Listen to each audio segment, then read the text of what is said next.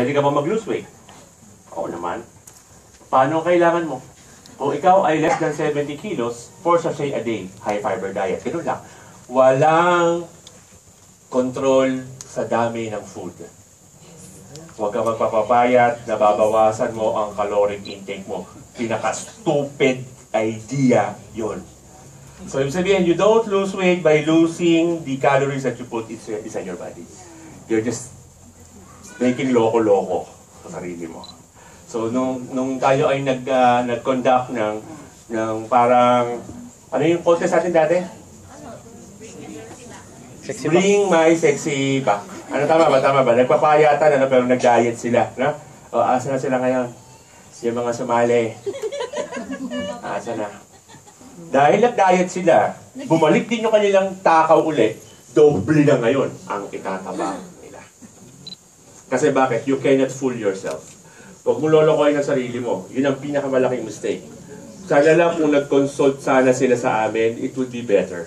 But the problem is, ang kinonsult nila mga fitness enthusiasts. So sorry, they don't know anything. Totoo lang yung mga fitness experts. They don't know. Okay? Do not fool yourself. Huwag kang magda-diet na nagpapapayat ka. You don't need to change the volume of the food that you put. You only change the quality of the food that you put. Yun lang. Not the volume, but the quality. Ganun ang ginawa ko, kaya alam ko. No? Ako yan. Yeah. Parang ang mukha niya, parang gusto niyo masuka. Ganun. Siya na. Ako po yan. Parang iba.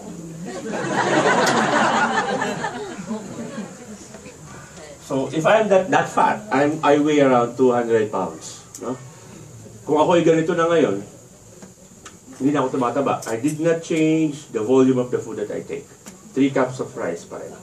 Till now. Pero hindi na ako lumalaki. Kasi bakit? I was able to bring back my metabolism.